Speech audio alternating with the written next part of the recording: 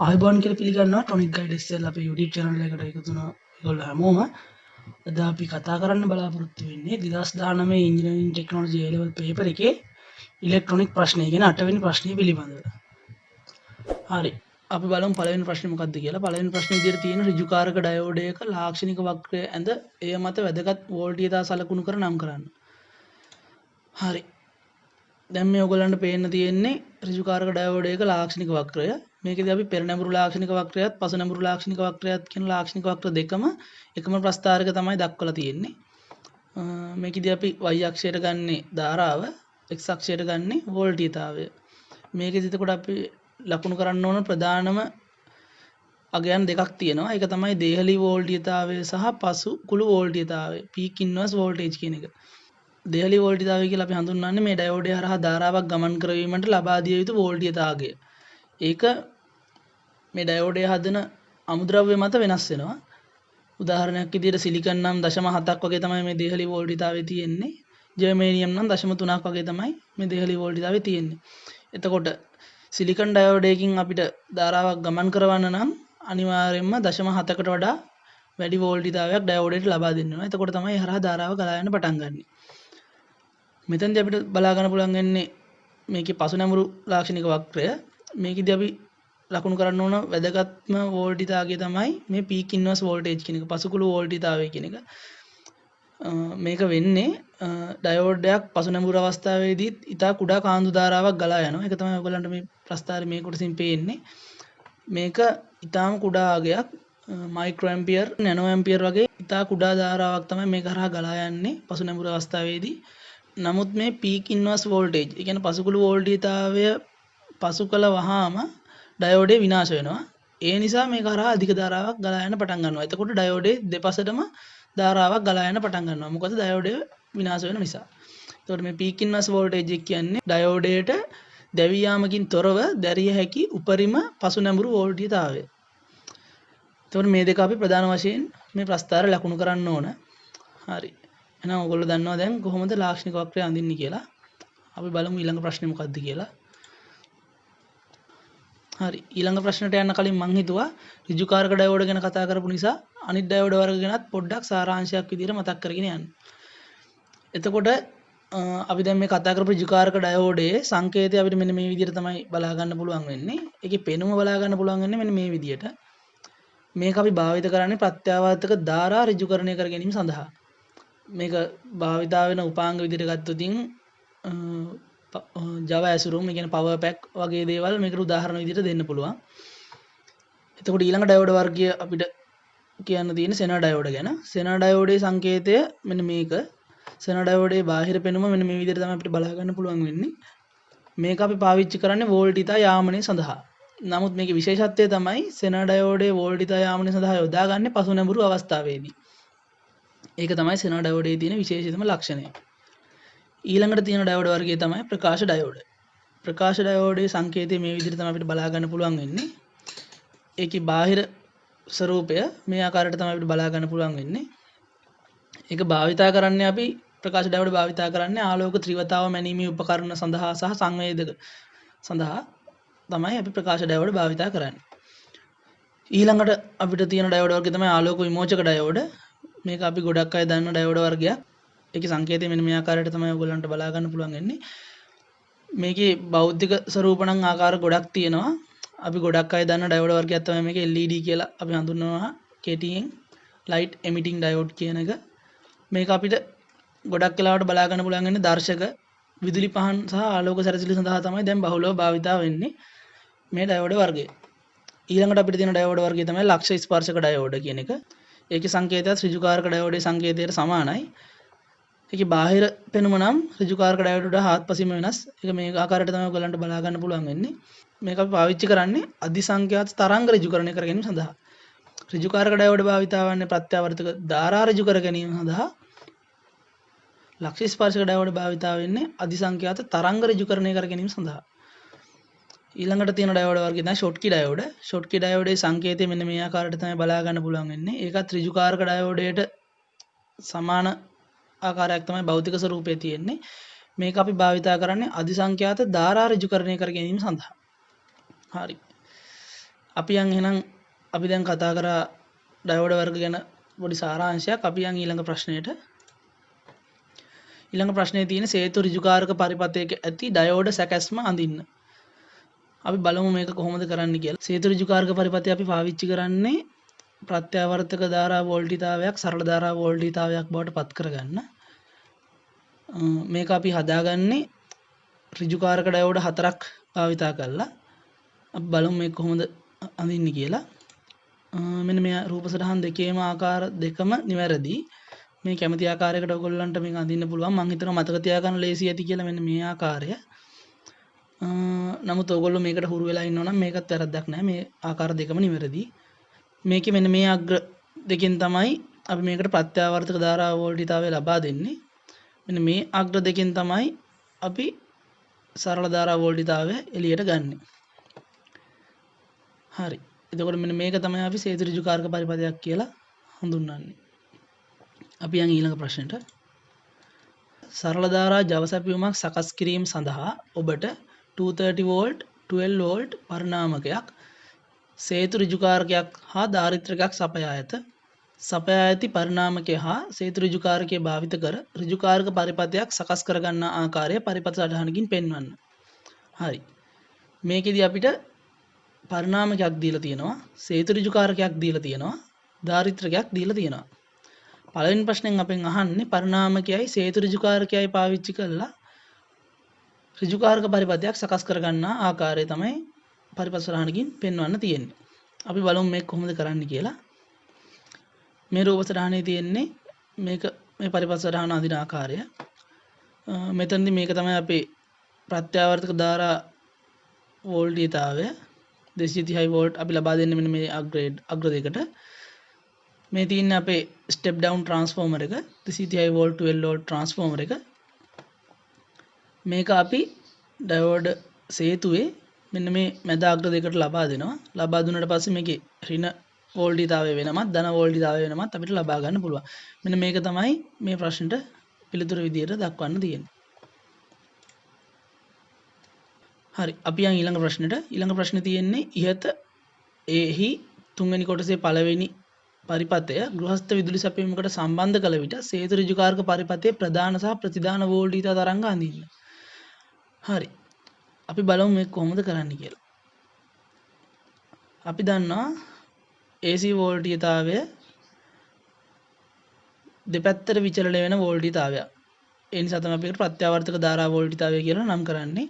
මේක ධන පැත්තට සහ ඍණ පැත්තට ධාරාවේ දිශාව වරින් වර වෙනස් වෙවි තමයි මේක ගමන් කරන්නේ. එතකොට අපිට ප්‍රධානයේ විදිහට මෙන්න මේ තරංගය තමයි අපිට රූප සටහනකින් දක්වන්න පුළුවන් වෙන්නේ. මේකෙදි ප්‍රතිධානයේ විදිහට අපිට ලබා ගන්න පුළුවන් වෙන්නේ මෙන්න මේ තරංග ආකාරය. මේකෙදි ඍණ පැත්තට වෝල්ටීතාවය ගලා යන්නේ නැහැ. ධන පැත්තට විතරයි වෝල්ටීතාවය ගලා යන්නේ. හරි. අපි යන් ඊළඟ ප්‍රශ්නයට. ඊළඟ ප්‍රශ්නේ තියෙන්නේ ඉහත ඒ කොටසේ තුන්වෙනි කොටසේ පළවෙනි පරිපථයේ ප්‍රතිධාන තරංගය මෘදුකරණය කර ගැනීම සඳහා සපයා ඇති ධාරිත්‍රකය සම්බන්ධ කරන ආකාරය රූප සටහනකින් අඳින්න තමයි තියෙන්නේ. අපි බලමු මේක කොහොමද කරන්න කියලා. මෙන්න මේ විදිහට තමයි අපිට පරිපථ සටහන අඳින්න පුළුවන් වෙන්නේ.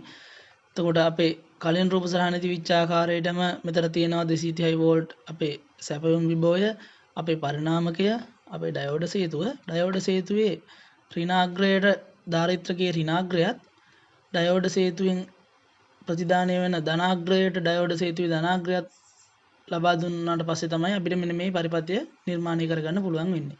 මෙතනදි වෙන්නේ කලින් රූප සටහනේ අපි දැක්කා ප්‍රතිධානය විදියට අපිට ආපු තරංගයේ වෝල්ටීතාවය රැලිති තිබ්බා. මේ රැලිති වෝල්ටීතාවය උපරිම දක්වා ඇවිත් ආයි බිඳුවට ඇවිත් ආයි උපරිමයට ඇවිත් ආයි බිඳුවටම එනවා. මෙන්න මේ රැලිති නැති කර ගැනීම සඳහා තමයි අපි මේ ධාරිත්‍රකය යොදාගන්නේ. මේ නිසා අපි මේ හඳුන්වනවා මෘදුකරණය කර ගැනීම කියලා. හරි. අපි එහෙනම් යන් ඊළඟ ප්‍රශ්නේ මොකක්ද කියලා බලන්න. ධාරිත්‍රකය සම්බන්ධ කරමින් පසුව ජව සැපයුමේ ප්‍රතිධාන වෝල්ටීතා තරංගය අඳින්න. හරි. මේ දැන් ඔයගොල්ලන්ට බලා ගන්න පුළුවන් වෙන්නේ ධාරිත්‍රකය සම්බන්ධ කරවීමෙන් පසු ජව සැපයීමෙහි ප්‍රතිධාන වෝල්ටීතා තරංගය. මේ ආකාර දෙකම නිවැරදි. නමුත් මේ ආකාරය වඩාත් නිවැරදි කියලා මම හිතනවා. මොකද දාරිද්ර්‍යකය මුල් අවස්ථාවේදී චහත් වීමක් සිදු වෙනවා. දාරිද්ර්‍යකය ආරෝපණය වීමට පොඩි කාලයක් ගත වෙනවා. මේ කාලය තමයි මේ ප්‍රස්ථාරයේදී අපිට බලා ගන්න පුළුවන් වෙන්නේ. ඊට පස්සේ මේක සරල ධාරාවක් විදියට ගලා යනවා.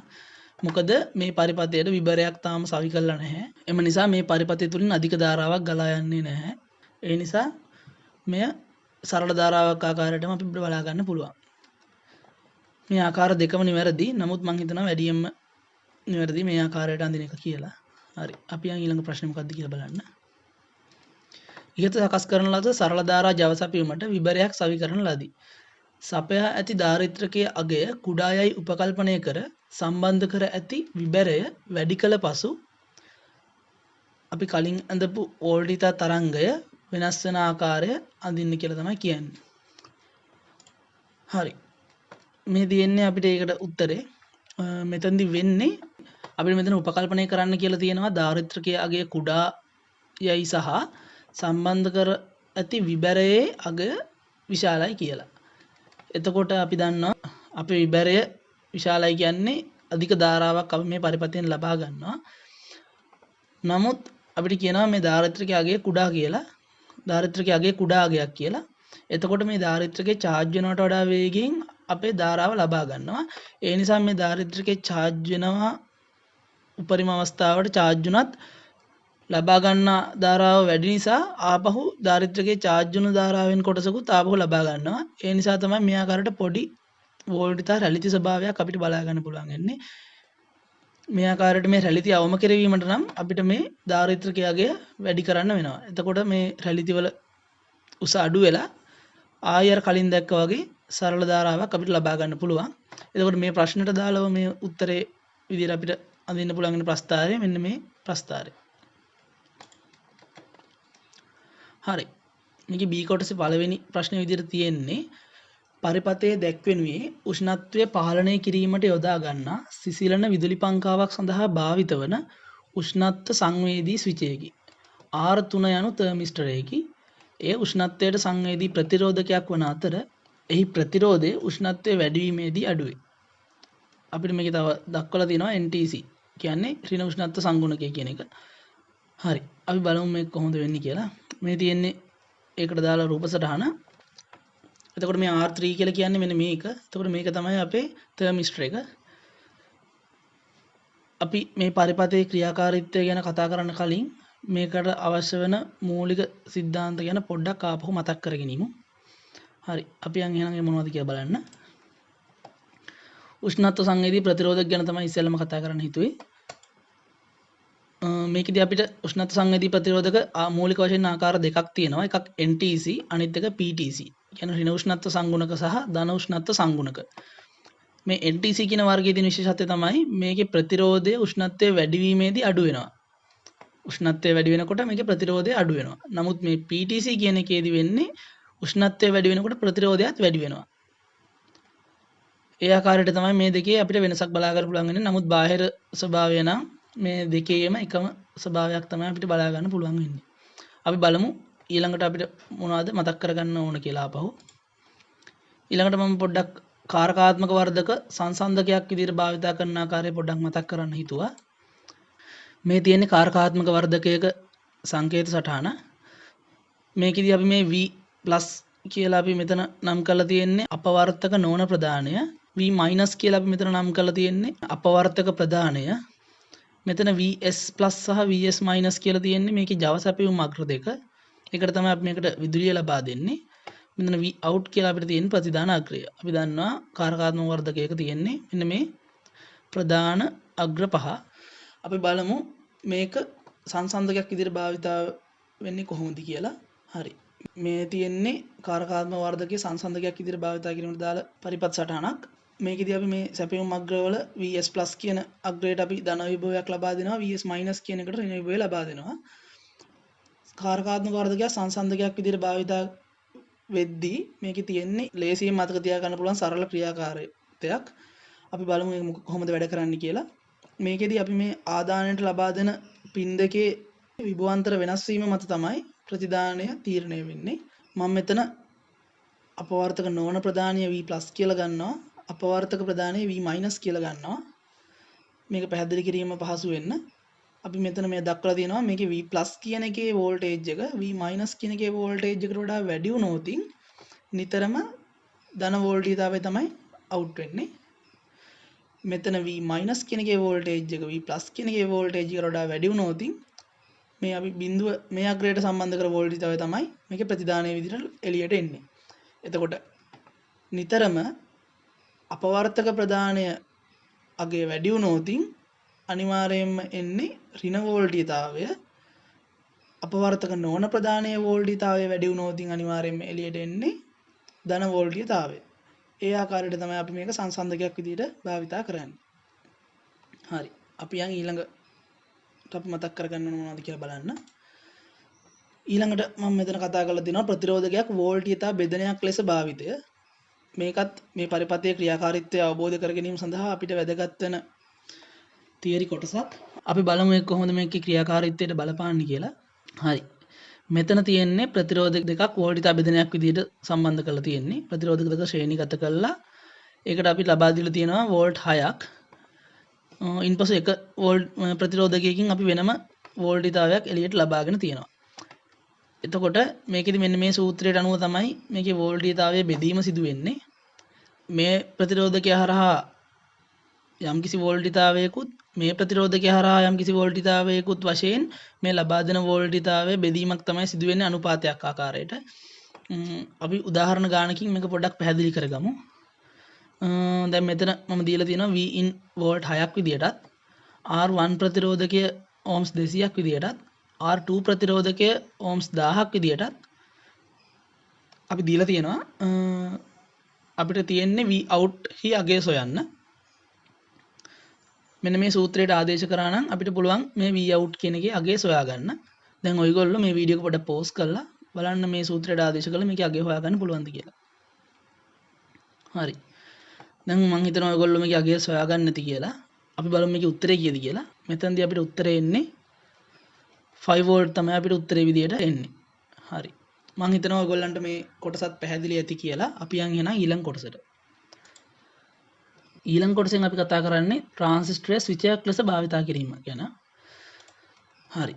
මෙහිදී මෙන්න මේ වගේ සරල පරිපථයකින් අපිට පුළුවන් ට්‍රාන්සිස්ටර් ස්විචයක් විදියට නැඹුරු කරගන්න. මේකෙදී අපිට ප්‍රධානම අවශ්‍යතා දෙකක් තියෙනවා ට්‍රාන්සිස්ටර් ස්විචයක් කර ගැනීමට නම් අනිවාර්යයෙන්ම VBE සංදිය. කියන්නේ මෙන්න මේ සංදිය පෙරනැඹුරු වෙන්න ඕන. මූලික වෝල්ටීයතාවයන් නිසි ලෙස සකසන්න ඕන. ඒ කියන්නේ එකෙන් අපි අදහස් කරන්නේ නිතරම IC ධාරාවට වඩා IB ධාරාව කුඩා වෙන්න ඕන. IC ධාරාවට වඩා IB ධාරාව විශාල වුවහොත් හෝ IC ධාරාවට IB ධාරාව සමාන වුණොත් මේ ට්‍රාන්සිස්ටරය විනාශ වෙලා යනවා. නිතරම IC ධාරාවට වඩා IB ධාරාව කුඩා වෙන්න ඕන. ඒ අවශ්‍යතාවය ඉටු වන විදිහට තමයි අපි මෙතන ප්‍රතිරෝධක තෝරා ගන්නේ. ඒක තමයි මම මෙතන මූලික වෝල්ටීයතාවයන් නිසි ලෙස සැකසිය යුතුයි කියලා අදහස් කරලා තියෙන්නේ. අපි බලමු මේ VBE සංදිය පෙරනැඹුරු කරගන්නේ කොහොමද කියලා. මේ VBE සංදිය පෙරනැඹුරු කරන්න නම් අපි යම්කිසි වෝල්ටීයතාවයක් මේ දෙකට ලබා දිය යුතු වෙනවා. මේ අතර විභවාන්තරයක් සකසන්න ඕන. මේ විභවාන්තරය තීරණය වෙන්නේ මේ ට්‍රාන්සිස්ටරය හදන අමුද්‍රව්‍ය මත. මේ ට්‍රාන්සිස්ටර් සිලිකන් වලින් හදලා නම් මේකේ මෙන්න මේ VBE අගය 0.6 වෝල්ට් සහ 0.7 වෝල්ට් වගේ අගයක් තමයි ගන්නෙ. මේක ජර්මේනියම් වලින් හදපු ට්‍රාන්සිස්ටර් එකක් නම් මේකේ VBE අගය 0.3 වෝල්ට් වගේ කුඩා අගයක් තමයි ගන්නෙ. එතකොට මේ 0.3 වෝල්ට් අපි මෙතන සකස් කරන්න ඕන ජර්මේනියම් ට්‍රාන්සිස්ටරයක් පෙරනැඹුරු කරගන්න නම්. හරි. මම හිතනවා ඔයගොල්ලන්ට ඒකත් තේරුණා කියලා. දැන් අපි යන් පරිපථයේ ක්‍රියාකාරීත්වය කොහොමද කියලා කතා කරන්න. හරි. දැන් අපි බලමු මේක කොහොමද වැඩ කරන්නේ කියලා. අපි මේකට අදාළ වෙන මූලික સિદ્ધාන්ත පොඩ්ඩක් ආපහු මතක් කරගත්ත නිසා මම හිතනවා ඔයගොල්ලන්ට මේකේ ක්‍රියාකාරීත්වය අවබෝධ කරගන්න ලේසි වෙයි කියලා. හරි. අපි බලමු මේක කොහොමද වැඩ කරන්නේ කියලා.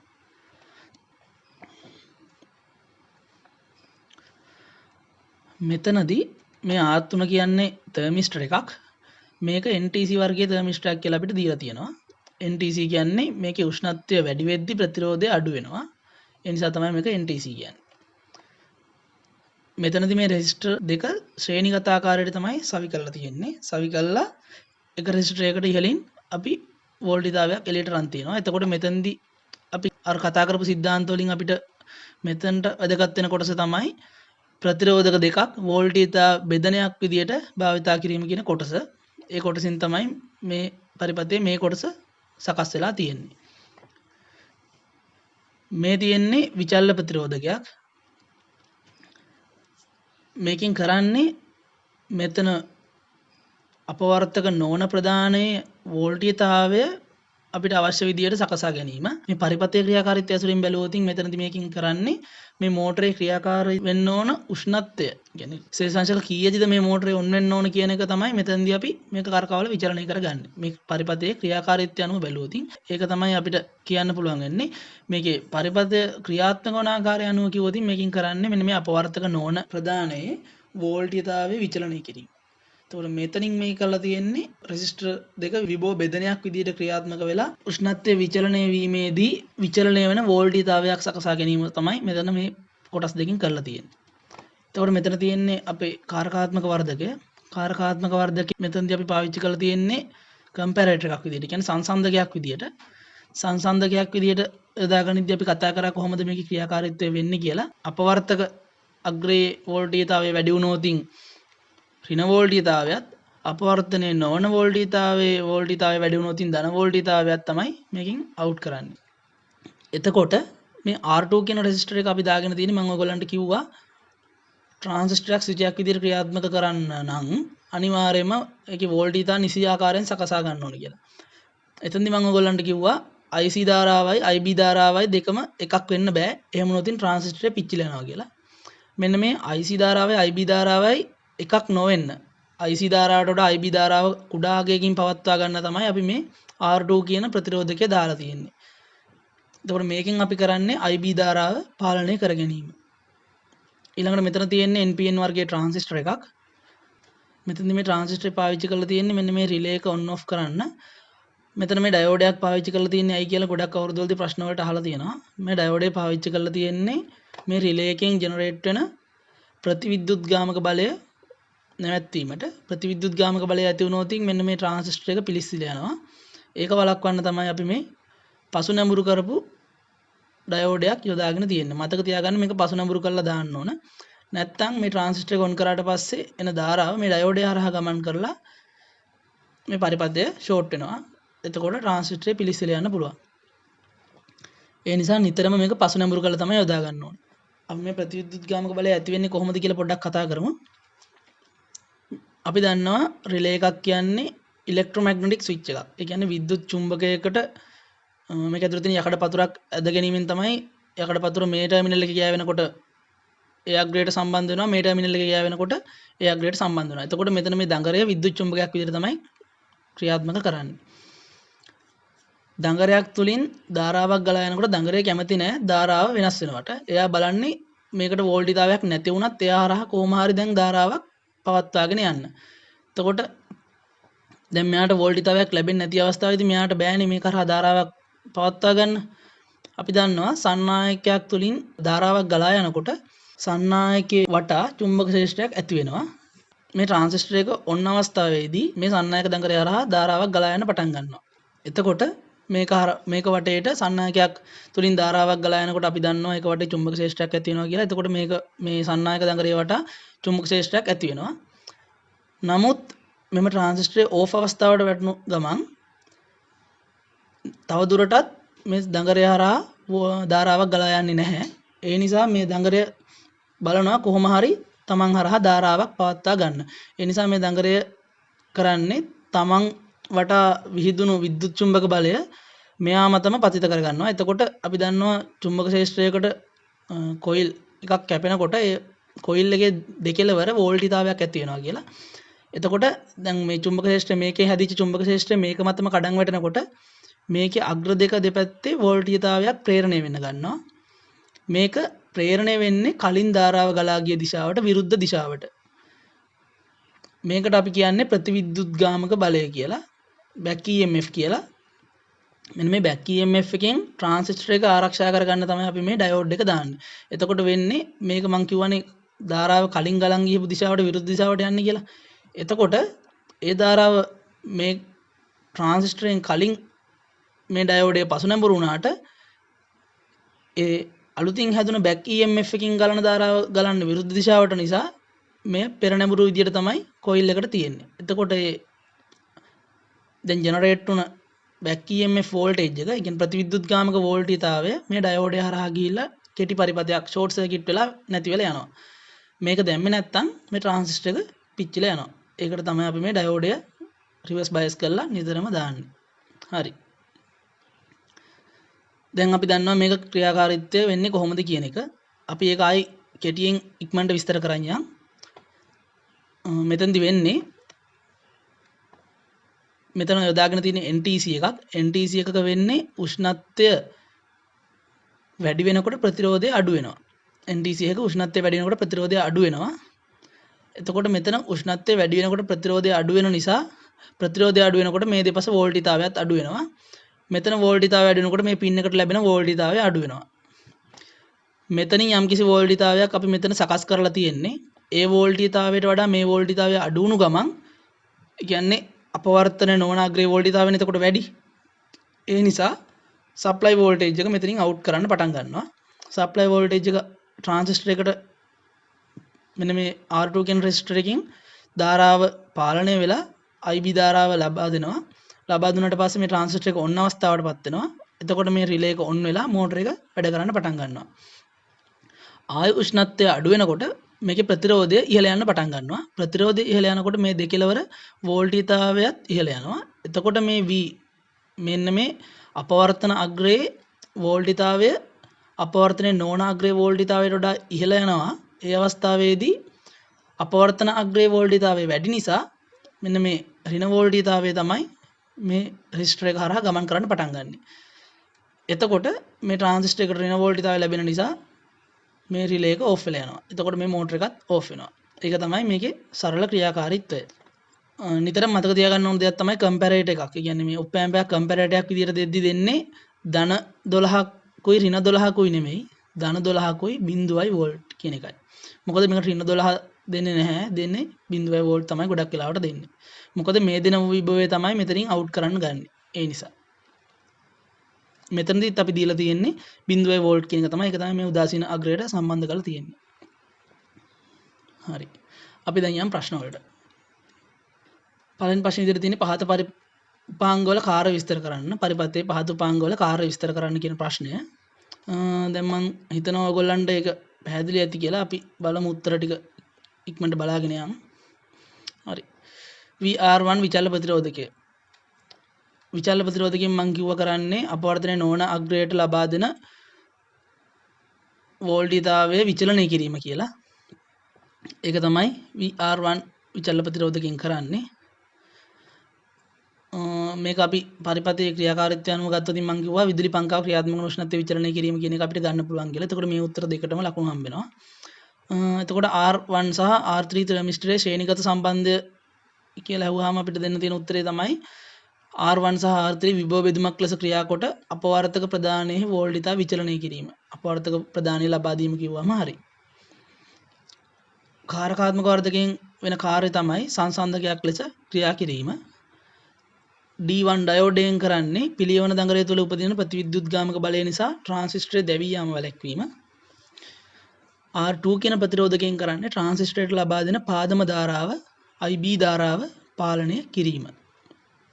හරි. අපි යන් ඊළඟ ප්‍රශ්නෙට. තර්මිස්ටරයේ සංවේදී වන උෂ්ණත්වයට අනුකූලව ට්‍රාන්සිස්ටරයේ ක්‍රියාකාරී කලාප පහදන්න. මෙතනදී අපිට තියෙන්නේ ක්‍රියාකාරී කලාපය පහදන්න. එතකොට මේක පැහැදිලි කරන්න ඕන. අපි බලමු මේක කොහොමද ලියන්නේ කියලා. දැන් අපි අර පරිපථය ක්‍රියාත්මක වෙන විදිහට බැලුවොත් අපි දන්නවා අඩු උෂ්ණත්වවලදී ට්‍රාන්සිස්ටර් එක ඕෆ් වෙලානේ තියෙන්න ඕන. එතකොට ට්‍රාන්සිස්ටර් එක ඕෆ් වෙන්න නම් ඒක මෙන්න මේ කපාහැරි කලාපය. මෙන්න මේ කොටසට බයස් වෙන්න ඕන. කපාහැරි කලාපය කියන කොටසට. ඒ නිසා අඩු උෂ්ණත්වවලදී ට්‍රාන්සිස්ටර් කපාහැරි කලාපය තමයි ක්‍රියාත්මක වෙන්නේ. වැඩි උෂ්ණත්වයේදී ට්‍රාන්සිස්ටර් සංතෘප්ත කලාපයටපත් වෙන්න ඕන. ට්‍රාන්සිස්ටර් සංතෘප්ත කලාපයටපත් වුණොත් තමයි VCE සංදියේ වෝල්ටීයතාවය අඩු වෙලා ට්‍රාන්සිස්ටර් සම්පූර්ණයෙන්ම ඔන් වෙන්නේ. එතකොට ඒ හරහා සම්පූර්ණයෙන්ම ධාරාව ගලා ගිහිල්ලා මෝටරේ උපරිම වේගයෙන් ක්‍රියාත්මක වෙනවා. මෙතෙන්දී අපි ට්‍රාන්සිස්ටරේ වර්ධකයක් විදිහට නෙමෙයි ස්විච් එකක් විදිහටනේ පාවිච්චි කරලා තියෙන්නේ. ඒ නිසා වැඩි උෂ්ණත්වවලදී ට්‍රාන්සිස්ටරේ සංතෘප්ත කලාපයටත් අඩු උෂ්ණත්වවලදී කපාහැරි කලාපයටත් තමයි යොදාගන්නේ. එතකොට සංතෘප්ත කලාපය මෙන්න මේ විදිහට දක්වන්න පුළුවන්. මේකේ ක්‍රියාකාරී කලාපය ඇක්ටිව් රීජන් එක මෙන්න මේ විදිහට තමයි බලා ගන්න පුළුවන් වෙන්නේ. ඒක වෙනස් වෙනවා VCE සංදිය වෝල්ටිතාවය වෙනස් වෙනවා IC ධාරාව වෙනස් වීමත් සමග. මෙන්න මේක තමයි අපි ට්‍රාන්සිස්ටරේ ප්‍රතිදාන ලාක්ෂණික වක්‍රය කියලා කියන්නේ. මේකෙන් අපිට මෙන්න මේ කලාප දෙක බලා ගන්න පුළුවන්. ට්‍රාන්සිස්ටරේ සංතෘප්ත කලාපයත් කපාහැරි කලාපයත්. හරි. අපි යන් ඊළඟ ප්‍රශ්නෙට.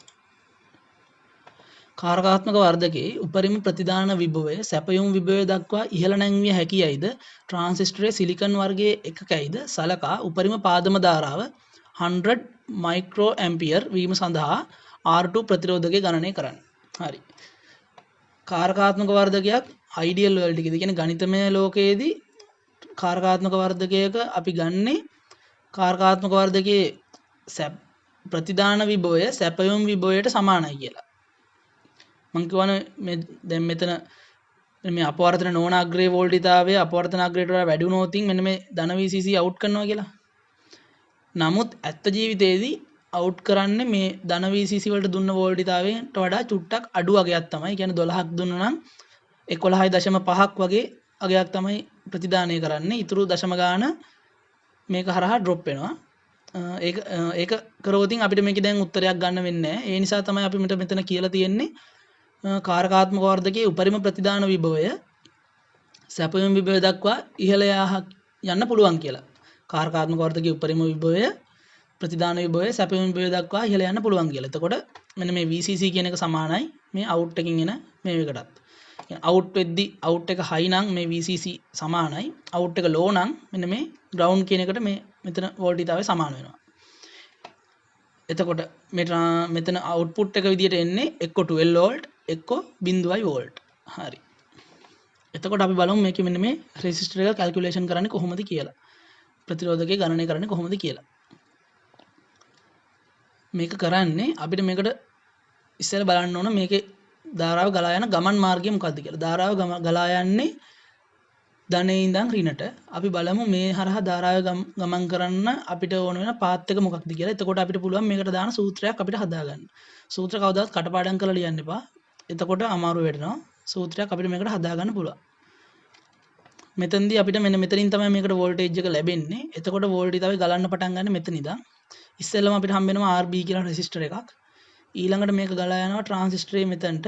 මෙතනින් මෙන්න මේ VBE සංදිය හරහා ග්‍රවුන්ඩ් එකට තමයි ධාරාව ගලන්නේ. මොකද ධාරාව ග්‍රවුන්ඩ් එකට තමයි අපි දන්නවා ධනෙ ඉඳන් ඍණට තමයි ධාරාව ගලන්නේ. ඒ නිසා දැන් අපි බලමු ධාරාවට අනුව ධාරාව ගලද්දි මේවයි කොහොමද අගයන් අපි සකස් කරගන්නේ කියලා. එතකොට අපි මේකට කරන්නේ මෙන්න මේ වගේ සූත්‍රයක් අපි හදා ගන්නවා. VCC කියන්නේ අපි මෙතනදී දෙන වෝල්ටිතාවය කියන්නේ 12 වෝල්ට්. මොකද මේකෙන් අවුට් වෙන්නේ දෙන සැපයුම් විභවය කියලා මෙතන කියලා තියෙනවානේ. ඒ නිසා එතකොට මෙතන අපිට ලියා ගන්න පුළුවන් VCC සමානයි. ඒ කියන්නේ මෙතන VCC කියන එක අපි දන්නවා මේ මෙතනදී වුණා වගේ මේ වෝල්ටේජ් එක අනිවාර්යයෙන්ම මේ දෙක අතර බෙදෙන්න ඕන. ග්‍රවුන්ඩ් එකේ ඉඳන් මේ උපරිම අග්‍ර ලක්ෂය අතර තියෙන විභවාන්තරය මේ දෙක අතර බෙදිලා තමයි ගබඩා වෙන්නේ. එතකොට ඒක මෙන්න මේක හරහා වෝල්ටිතාවයක් බෙදෙනවා. අනිත් වෝල්ටිතාවය මෙතන බෙදෙනවා. එතකොට මේක හරහා VR2 කියන වෝල්ටිතාවයත් මේක හරහා VBE මේ සංදි BE බේස් එමීටර් හින්දා VBE අගේ විදියටත් බෙදෙනවා. එතකොට අපි මෙතන R2 වල අගයක් නේ හොයා ගන්න ඕන. අපිට මෙතන වෝල්ටිතාවය නෙමෙයිනේ හොයා ගන්න ඕන. ඒ නිසා අපි V සමානයි IR දාලා මෙතන මේක සුළු කර ගන්නවා. එතකොට තමයි අපිට මෙන්න මේ IB වාරයක් R2 කියන කෑල්ල මෙතනට එන්නේ. නැත්තම් මෙතනට එන්නේ VCC සමානයි VR2 ධන VBE.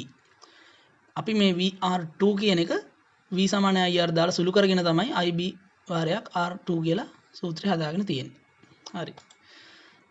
දැන් අපි මෙතන VBE සංදිය හොයා ගන්න ඕන මේක හදන්න නම් නැත්නම් අපිට මේ තියෙන දත්ත අණුව හදන්න බෑ මේක.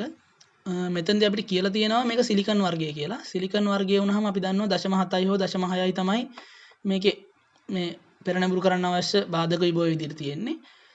එතකොට අපිට මෙන්න මේ දෙකෙන් ඕනම එකක් දාලා හැදුවම උත්තරයට ලකුණු හම්බ වෙනවා. මොකද මෙතන අපිට කියලා නැහැ VBE වල අගයක් කියලා දෙන්නේ මේකේ අමුද්‍රව්‍ය විතරයි. ඒ නිසා අපි බලමු දැන් මේක කොහොමද හදන්නේ කියලා. අපි මේක හදන්න කලින් ඔයගොල්ලෝ පුළුවන් නම් මේ සූත්‍රයට ආදේශ කරලා මේක උත්තරයක් ගන්න. වීඩියෝ එක පොඩ්ඩක් පෝස් කරලා.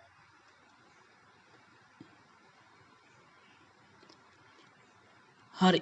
මම හිතනවා ඔයගොල්ලෝ උත්තරයක් ගන්න ඇති කියලා මේකට. අපි බලමු දැන් මේක හදන්නේ කොහොමද කියලා. මෙන්න මේ විදිහට තමයි මේක හදන්නේ. එතකොට අපිට VCC සමානයි IB වාරයක් R2 ධන VBE කියන සූත්‍රයට දාලා මේක හදන්න පුළුවන්. එතකොට මේ විදිහට සුළු වෙලා අපිට R2 විදියට 1,13,000 ඕම් කියන අගය තමයි එන්නේ. එතකොට අපි ඒක 1000න් බෙදලා කිලෝ ඕම් වලින් ලිව්වොත් 113යි කිලෝ ඕම් විදියට තමයි අපිට උත්තරේ එන්නේ. එතකොට මේකට උත්තරේ 113යි කිලෝ ඕම්. මම හිතනවා ඔයගොල්ලන්ට ඒක පැහැදිලි ඇති කියලා. අපි යන් ඊළඟ කොටසට. ඊළඟ කොටසේ තියෙන්නේ පිළිවෙන දඟරයේ ප්‍රතිරෝධය 240යි ඕම් ලෙසද VCE SAT. මේ SAT කියලා කියන්නේ saturation කියන එක. saturation කියන්නේ සංතෘප්තයි කියන එක. මේ කියන්නේ VCE සංතෘප්ත අවස්ථාව කියන එක. එතකොට මෙතන මේ VCE saturation සමානයි 0.5 වෝල්ට් ලෙසද ගෙන IC ධාරාව ගණනය කරන්න. එතකොට මේ කියන්නේ මේක සංතෘප්ත අවස්ථාවේදී මෙන්න මේ කලෙක්ටර් එක සහ එමීටර් එක අතර වෝල්ටේජ් එක. මේ දෙක අතර තියෙන විභවය බිඳුවක් කියලා තමයි කියන්නේ මේක ඔන්න අවස්ථාවේදී. ඒක තමයි මේ VCE saturation වලදී මේ VCE saturation වල ट्रांजिस्टर එක saturation අවස්ථාවේදී මේ VCE අගය බිඳුවයි කියලා තමයි මෙතන මේ කියලා තියෙන්නේ. ඒක අපිට ඕන වෙනවා මේ ගාන හදන්න. නැත්නම් අපි දන්නේ නැහැ මෙතනදී saturation කියන්නේ මේක ඔන්න අවස්ථාවේදී මෙතන කොච්චර විභවයක් drop වෙනවද කියලා. ඒක දන්නේ නැතුව අපිට හදන්න බෑ මේ ගාන. ඒකට තමයි මේ අගය දීලා තියෙන්නේ. හරි. දැන් IC ධාරාව හොයන්න තියෙන්නේ. දැන් මෙතන කොයිල් එකේ අගය අපිට දීලා තියෙනවා ohms 240ක ඉම්පිඩන්ස් එකක් තියෙන කොයිල් එකක් තමයි මෙතන තියෙන්නේ කියලා. හරි අපි බලමු මේක කොහොමද හදන්නේ කියලා. මේකෙදි අපිට කරන්න තියෙන්නේ අර කලින් විදියමයි. මං කිව්වා ධාරාව ගලා යන්නේ ධනෙ ඉඳන් ඍණට. අපි බලමු මේ දැන් 12 වෝල්ට් කියන ලයින් එක ඔන්න ඔතනින් ගලාගෙන එනවා. ගලාගෙන ඇවිල්ලා මේ කොයිල් එක හරහා ගිහිල්ලා ඊළඟට මේ ට්‍රාන්සිස්ටර් එකේ මේ මෙතන අග්‍ර දෙක හරහා මේ අග්‍රේ හරහා ඇවිල්ලා මෙතනට ගිහිල්ලා තමයි ඍණට යන්නේ. එතකොට අපිට උමනා වෙන කරුණු දෙකක් තියෙනවා. මේකේ වෝල්ටේජ් එක බෙදෙන තැන් දෙකක් තියෙනවා. ඒ තැන් දෙක මොකක්ද කියලා බලමුකෝ. ඉස්සෙල්ලම වෝල්ටේජ් එක මෙන්න මේ කොයිල් එකේ අග්‍ර දෙක දෙපැත්තේ බෙදෙනවා. අනිත් ඉතුරු වෝල්ටේජතාවය මේ ට්‍රාන්සිස්ටර් එකේ මෙන්න මේ අග්‍ර දෙක දෙපැත්තේ බෙදෙනවා. මෙතනදී අපිට කියලා තියෙනවා ඔන්න අවස්ථාවේදී VCE බිඳුවයි කියලා. එතකොට ඔන්න උනහම මේ අග්‍ර දෙක අතර වෝල්ටේජ් එකක් රැඳෙන්නේ නැහැ කියලා අපිට මේ ගාණෙන් කියලා තියෙනවා.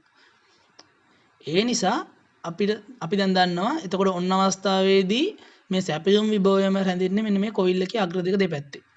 එතකොට අපිට පුළුවන් මේකට සරල සමීකරණයක් දාලා මේකේ උත්තරේ ගන්න V = IR.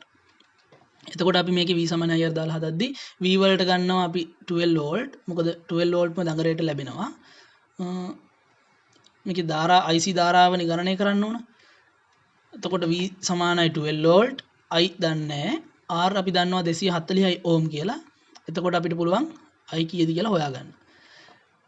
අපි දන්නවා ධාරාව කියන්නේ ප්‍රතිරෝධය අනුව තමයි ධාරාවේ විචලනය වෙනස් වෙන්නේ. දැන් එතකොට මෙතන මේ ඉම්පිඩන්ස් එක අනුව තමයි මේකේ IC ධාරාව පාලනය වෙන්නේ. මොකද මේ රිලේ එක විතරයි මේකෙන් ධාරාවක් අදින දෙයකට තියෙන්නේ.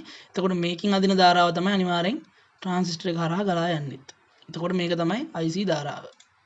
IC ධාරාව එතකොට අපිට උත්තරේ මෙන්න මේ විදිහට එනවා. IC ධාරාව මිලි ඇම්පියර් 50යි කියලා. හරි. දැන් අපි දන්නවා මේක ක්‍රියාත්මක වෙන්නේ කොහොමද කියලා. අපි මේක බලමු ක්‍රියාත්මක වෙන්නේ කොහොමද කියලා. ඇත්තටම අපි මේක ප්‍රායෝගික විදියට කරන්න මට මෙතන උපාංග ලබා ගැනීමේ පොඩි ප්‍රශ්නයක් තියෙනවා මේ කාලේ. ඒ නිසා මම මේක කම්පියුටර් සොෆ්ට්වෙයාර් එකකින් සිමියුලේට් කරලා ඔයගොල්ලන්ට මේකේ ක්‍රියාකාරීත්වය වෙන ආකාරය පෙන්වන්නම්. එතෙන්දී මේ සමහර තැන් වලට මම හිතලා අගයන් ආදේශ කරනවා. ආදේශ කළා මේකේ ක්‍රියාකාරීත්වය මම වෙන්නේ කොහොමද කියන එක ඔයගොල්ලන්ට පෙන්වන්නම්. හරි. අපි එහෙනම් ඒක බලලිමු. මම හිතනවා ඔයගොල්ලන්ට අපි කලින් කතා කරපු පරිපථයේ ක්‍රියාකාරීත්වය ගැන හොඳට අවබෝධයක් එන්න ඇති කියලා. ඔයගොල්ලන්ට තවදුරටත් මේක වැඩ කරන්නේ කොහොමද කියලා බලා ගන්න පුළුවන් වෙන්න මම පොඩි ඇටවුමක් විදියට කලින් පරිපථයට තරමක් දුරට සමාන පරිපථයක් මම හැදුවා. මුලින්ම මේ තියෙන අපේ පරිපථය කලින් පරිපථයට තරමක් දුරට සමාන නමුත් මේකේ පොඩි වෙනස්කම් ටිකක් කරලා තියෙනවා. මෙතෙන්දී මම ඔයගොල්ලන්ට දත්ත කියවා ගැනීමේ පහසු සඳහා ඇමීටර් සහ වෝල්ට් මීටර්ස් මාක් කරලා තියෙනවා. එතකොට මේක තේරුම් ගන්න ගොඩක් ලේසි. හරි. අපි බලමු එහෙනම් මේ පරිපථය කොහොමද වැඩ කරන්නේ කියලා. මේ තියෙන අපේ 12 වෝල්ට් පවර් සප්ලයි එක. මේ තියෙන්නේ 12 වෝල්ට් පවර් සප්ලයි එකට අපි වෝල්ටේජ් චෙක් කරන්න හයි කරපු වෝල්ට් මීටර එක. මෙතන තියෙන්නේ අපේ රෙසිස්ටර් ඩිවයිඩර් එක. විභව බෙදුම. මෙතන NTC වර්ගයේ තර්මිස්ටරයක් වෙනුවට තර්මිස්ටරයක් මේ ලයිබ්‍රරි එකේ හොයාගන්න නැහැ, මට අගය වෙනස් කරන්න පුළුවන් වර්ගයේ එකක්. ඒ නිසා මම මෙතනට විචල්්‍ය ප්‍රතිරෝධකයක් හයි කරගෙන තියෙනවා. මෙතන තියෙන්නේ එතන විභව බෙදුමේ අපිට අවුට්පුට් වෝල්ටේජ් එක මැනගන්න වෝල්ට් මීටරයක් සවි කරලා තියෙන්නේ අපවර්තක ආදානයේ. මෙතන අපවර්තක නොවන ආදානයටත් මම වෝල්ට් මීටරයක් සවි කරලා තියෙනවා. අපේ විචල්්‍ය ප්‍රතිරෝධකය කරකවලා සෙට් කරන අගය වෝල්ටේජ් කීයක්ද කියලා මැනගන්න පුළුවන් වෙන්නේ. ඊළඟට මෙතන තියෙන්නේ අපේ ඔප් ඇම්ප් එක. ඔප් ඇම්ප් එකේ නෙගටිව් එක 0 වෝල්ට්ස් වලට සෙට් කරලා තියෙනවා. ඔප් ඇම්ප් එකේ පොසිටිව් සප්ලයි එක 12 වෝල්ට් වලට සෙට් කරලා තියෙනවා. ඔප් ඇම්ප් එකේ අවුට්පුට් එකටත් මම වෝල්ට් මීටර එකක් දාලා තියෙනවා. ඔප් ඇම්ප් එකේ අවුට්පුට් එකටත් මම වෝල්ට් මීටර එකක් දාලා තියෙනවා. ඔප් ඇම්ප් එකකින් අවුට් වෙන වෝල්ටේජ් එක මෙෂර් කර ගැනීම සඳහා. මේ තියෙන්නේ අපේ R2. ඒ කියන්නේ මේ පරිපථයට අනුව පාදම ධාරාව පාලනය කරගන්න යොදා ගන්න ප්‍රතිරෝධකය. අපිට කලින් ගාණෙන් උත්තරයක් ආවා 113යි කිලෝ ඕම් කියලා. මම මේ ප්‍රතිරෝධකයම මෙතනට යොදා ගත්තා. එතකොට අපිට බලා ගන්න පුළුවන් ඒකෙදි අපිට ධාරාව විදියට අපිට දීලා තිබ්බේ 100 මයික්‍රෝ ඇම්පියර් ධාරාවක් කියලා. එතකොට මෙතන ඇවිල්ලා තියෙනවා 0.95 මිලි ඇම්පියර් කියලා. ඒ කියන්නේ ආසන වශයෙන් 100 මයික්‍රෝ ඇම්පියර්ම තමයි. මෙතනදී මම මෙතන VBE සංදියේ වෝල්ටේජ් එක මැනගන්න වෙනම වෝල්ට් මීටර එකක් සවි කරලා තියෙනවා. මෙතනදී මේ පාඨාංක වල අගයන් වල පොඩි වෙනසක් වෙන්න පුළුවන්. මොකද මේ ට්‍රාන්සිස්ටර් එකේ තියෙන බීටා අගය වෙනස්. මෙතනදී මම යොදාගෙන තියෙන ඩාර්ලින්ටන් වර්ගයේ ට්‍රාන්සිස්ටරයක්. මොකද තනි NPN ට්‍රාන්සිස්ටර් එකකින් මට මේ ඇටවුම මෙච්චර කුඩා IB ධාරාවකින් මේ තරම් IC ධාරාවක් ලබා ගන්න බෑ. ඒ නිසා මම මෙතනට ඩාර්ලින්ටන් වර්ගයේ ට්‍රාන්සිස්ටරයක් තමයි පාවිච්චි කරලා තියෙන්නේ.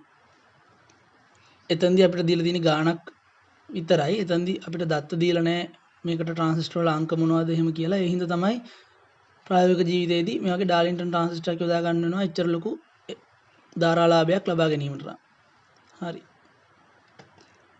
මේක ඩාර්ලින්ටන් ට්‍රාන්සිස්ටරයක්. ඒ වුණාට මේකේ අග්‍රත් කලින් වගේමයි. මේක කලෙක්ටර් එක, මේක එමීටර් එක, මේක බේස් එක. හරි. දැන් මම මෙතන බල්බ් එකේ දෙපස වෝල්ටීයතාවය මැනගන්න වෙනම වෝල්ට් මීටර එකක් සවි කරලා තියෙනවා. මෙතන මම රිලේ එක වෙනුවට බල්බ් එකක් සවි කරා 11 වෝල්ට් බල්බ් එකක්. අපිට ගානදි කිව්වා VCE සැචුරේෂන් අවස්ථාවේදී VCE අගේ 0යි කියලා. නමුත් ඇත්ත ජීවිතේදී VCE අගේ 0 වෙන්නේ නැහැ. මට දැන් මේ ට්‍රාන්සිස්ටරයට අනුව VCE අගේ සැචුරේෂන් අවස්ථාවේදී තියෙන 0.71 වෝල්ට් කියලා. ඒ නිසා තමයි මෙතන 11.29ක් විදිහට වෝල්ටේජ් එක වැටෙන්නේ.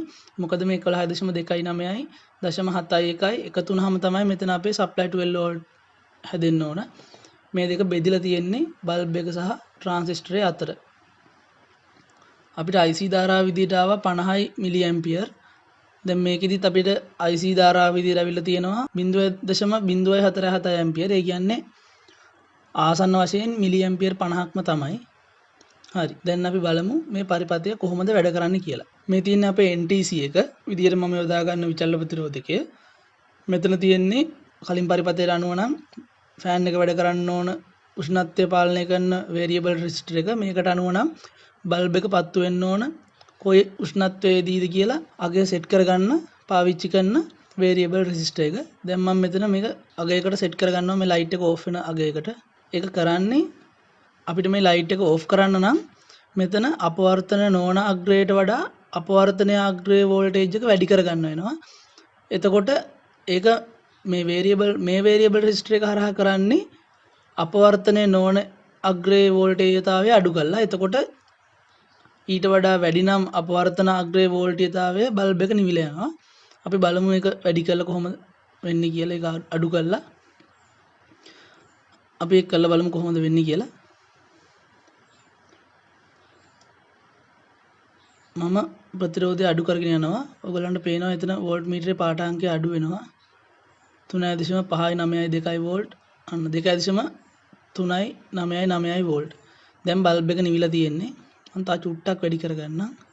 හරි. 2.75 වෝල්ට් තමයි දැන් මෙතන අපවර්තනය නොවන අග්‍රයට ලැබෙන්නේ.